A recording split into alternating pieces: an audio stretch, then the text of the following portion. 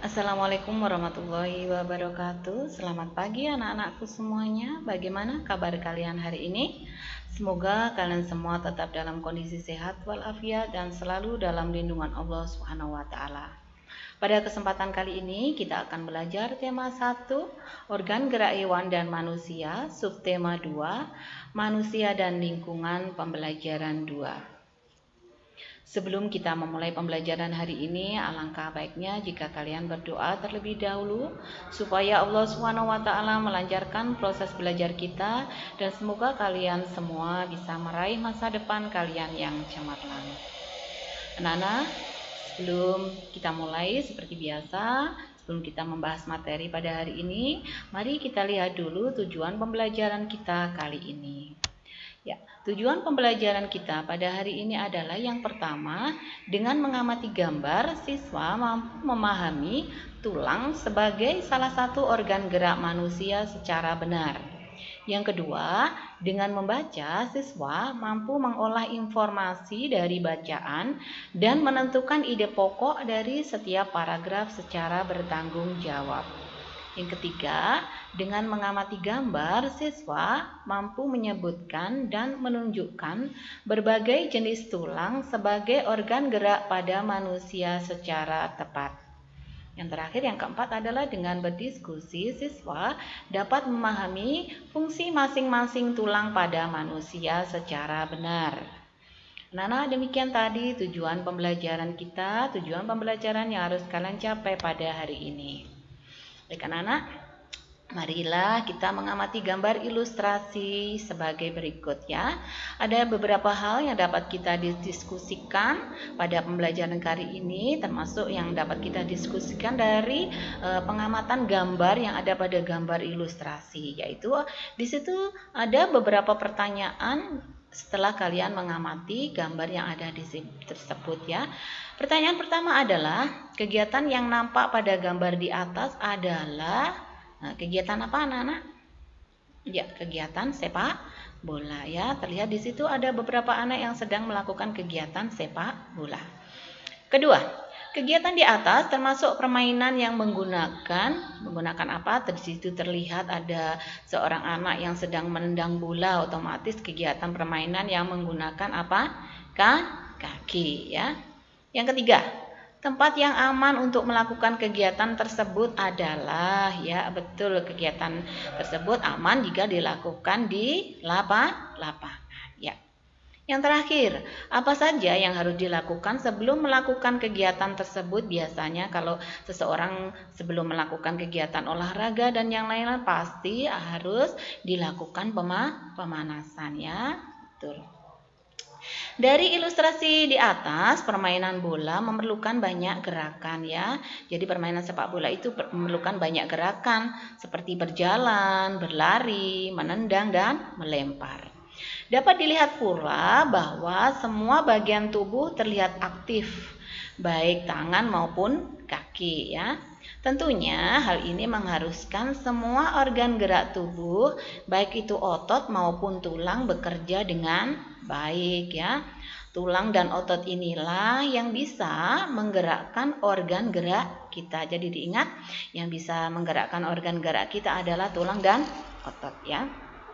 Baik, pada pembelajaran yang lalu kita telah mempelajari juga bahwa organ gerak hewan dan manusia memiliki kesamaan. Alat gerak pada manusia dan hewan masih ingat dibagi berapa macam? Ya, betul. Jadi dua macam, yaitu alat gerak pasif yang berupa tulang dan alat gerak aktif yang berupa otot ya. Kedua alat gerak ini akan bekerja sama dalam melakukan pergerakan sehingga membentuk suatu sistem yang disebut organ gerak ya. Diingat-ingat yang disebut organ gerak. Baik, sekarang coba perhatikan susunan tulang manusia yang ada di gambar ya. Di situ ada susunan gambar ya. Ada gambar tulang manusia dimulai dari tulang tengkorak, kemudian tulang rahang bawah, ada tulang selangka, tulang leher, tulang belikat, tulang dada, tulang belakang, tulang panggul, tulang pengumpil, tulang hasta, sampai pada yang ke bawah sendiri adalah tulang pergelangan kaki. kaki. Itu bisa kalian amati sendiri. Coba susunan tulang manusia mulai bagian atas sampai bagian bawah ya. Jadi kalian bisa melihat sendiri, oh ini bagian tanganku ini termasuk namanya tulang apa ya? Yang di bagian kepalaku ini namanya tulang apa ya? Jadi kalian bisa melihat di gambar jenisnya apa, termasuk tulang apa ya. Baik anak-anak, di gambar berikutnya ini ada gambar yang merupakan tulang pada lengan manusia dan tulang pada kaki manusia. Di situ terdapat pilihan, ada pilihannya, jadi tulang lengan atas, tulang hasta. Mana sih yang bagian tulang lengan atas, tulang hasta, tulang pengumpil dan sampai ke bawah. Dan juga pada bagian tulang pada kaki manusia juga disebutkan di situ ada tulang paha, tulang kering dan sebagainya. Coba kalian bisa memasangkan gambar pada bagian-bagian tersebut. Ya, Ibu bantu ya. Ibu bantu pada tulang pada lengan manusia ya. Tulang pada lengan manusia ya. Di situ ada tulang lengan atas. Nah, di situ ada tanda panahnya. Yang mana sih yang termasuk tulang pada lengan atas? Mana sih yang disebut dengan tulang hasta? Di mana sih yang disebut tulang pengumpil? Ya, di situ ada panahnya masing-masing. Sampai pada tulang telapak tangan ya. Ada 5 bagian yang harus kalian perhatikan, mana saja yang termasuk tulang-tulang pada lengan manusia ya. Kemudian kita beranjak ke berikutnya yang tadi yaitu tulang pada kaki manusia ya. Kalau pada kaki di situ ada tulang paha, dilihat tulang paha. Ada juga yang disebut dengan tulang kering ya. Tulang betis, ikuti arah panah ya. Kemudian tulang tempurung lutut, tulang pergelangan kaki, tulang telapak kaki, dan tulang jari kaki. Demikian tadi juga penjelasan. Yang pertama tadi tulang pada lengan manusia, bagian-bagian pada tulang pada lengan manusia, dan juga bagian-bagian tulang pada kaki manusia ya. Berikutnya tugas kalian nanti setelah mengetahui nama-nama bagian tulang, nama-nama tulang kan tadi sudah. Sekarang kalian boleh browsing, boleh mencari ya nama-nama tulang itu fungsi dari bagian-bagian tulang. 5 saja ya. Yang pertama fungsinya apa sih? Fungsi dari tulang hasta, fungsi dari tulang atas, tulang pengumpil, tulang pergelangan tangan, dan tulang telapak tangan. Kalian boleh membaca buku tema kalian, boleh membaca buku pena kalian. Kalian juga boleh browsing ya. Kalian boleh browsing mencari informasi-informasi yang berkaitan dengan fungsi dari tulang-tulang yang ada di tugas tersebut ya.